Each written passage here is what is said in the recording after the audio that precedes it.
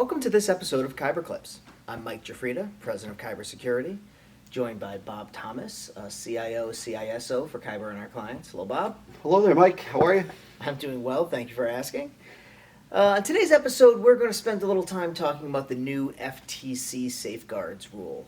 It's been in the media lately. They've expanded some definitions. We're getting a lot of questions from our clients and thought it might be useful to share some of that information here with you today. So, Bob, why don't you start by just telling me what is the Safeguards Rule about?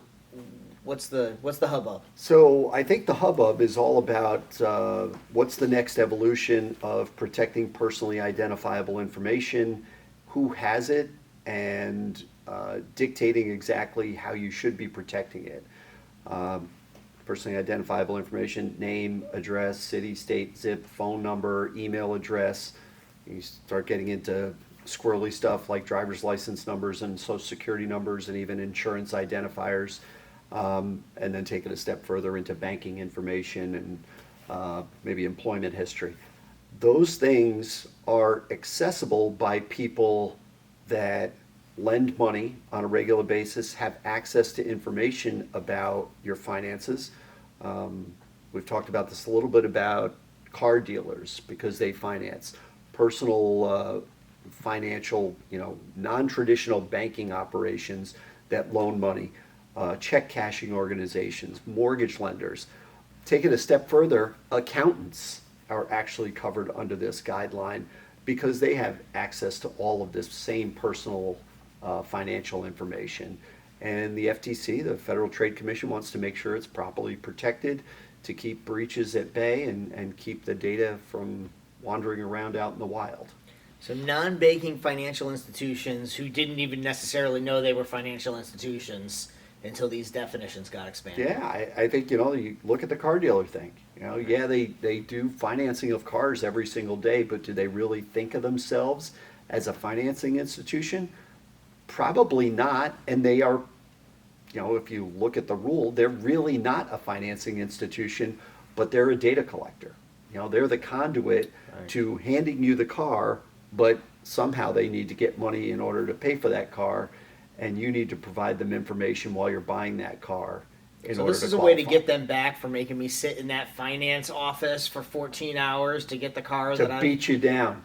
That's right. Yes. Sell me the undercoating and the rust proofing. Yes, the rust proofer. Gotcha.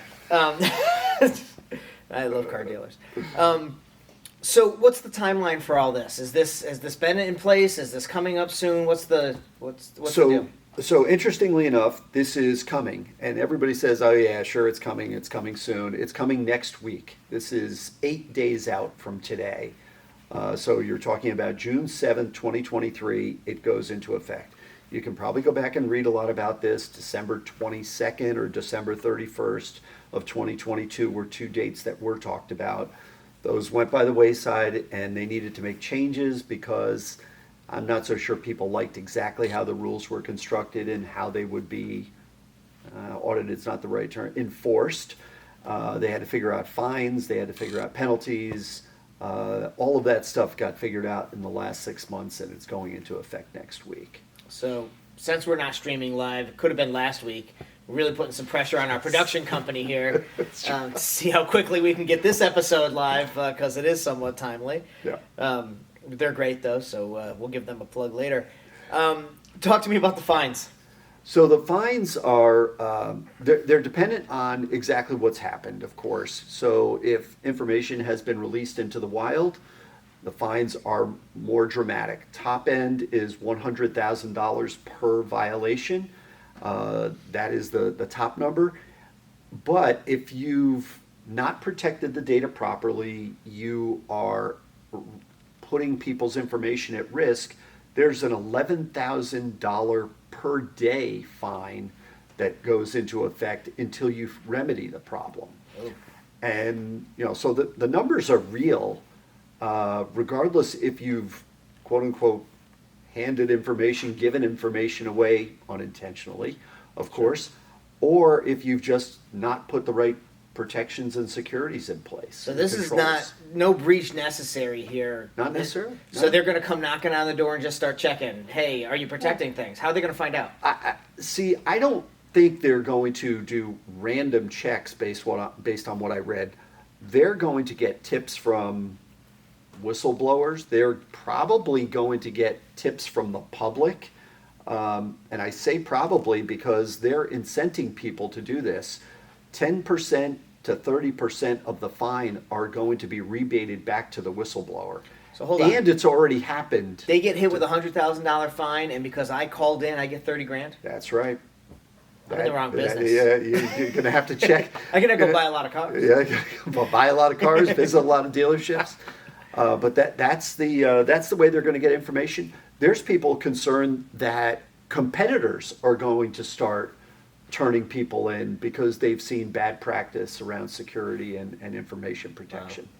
Let's talk about the practice a little bit. What are we talking about for controls? What do they have to have in place to be compliant? Yeah, so the first thing that the FTC mandated was every single organization has to have some form of a written information security plan. That's a WISP, another acronym in the world.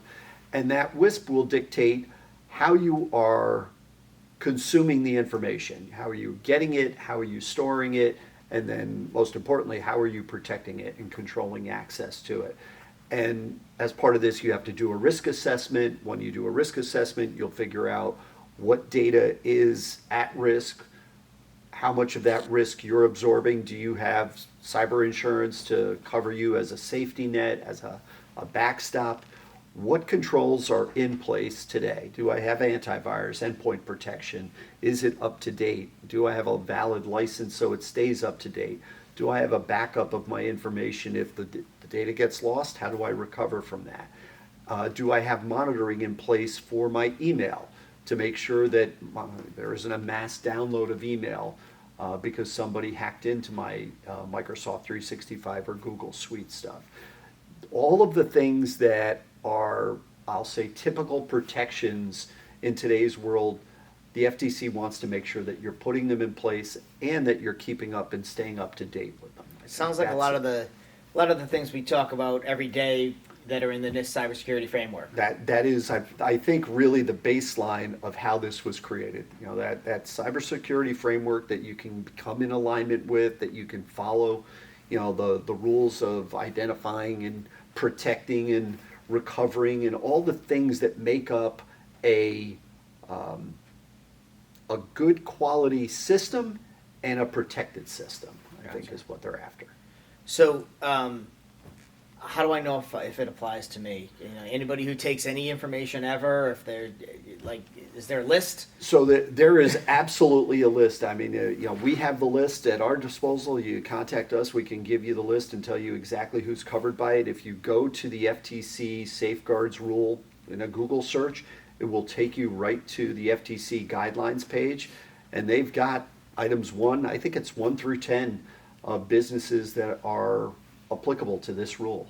And it's not fuzzy. It's car dealers, accountants, personal check cashing institutions. I mean, it's in writing exactly who's covered by this. Anybody associated with money in any way, it sounds I like. think, you know, if you've got access to money and people's information in order to exchange money, I think that's the trick with this. Gotcha. What do I do next? Say my name's on the lists. I'm an accountant. I see I'm on the lists. What should I be doing? I think you have to have an assessment done at that point, whether you're doing it yourself or you're engaging with a professional firm to be able to assess your environment and see exactly what type of data you have, what's at risk, and how you're consuming it and protecting it. I think that's figure out what gaps you have to try to close them up.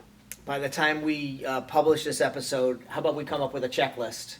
And we'll put it in the description. Put a link in so that people can figure out how to move forward and protect themselves. Yeah, I think that's an easy thing for us to do and make available. Great. Well, thank you, Bob. Thank you for this information. Hopefully, this was helpful in figuring out whether or not this new FTC Safeguards Rule applies to you and what you need to do. Mike Jafrida, and I appreciate you joining us for this episode of Kyber Clips.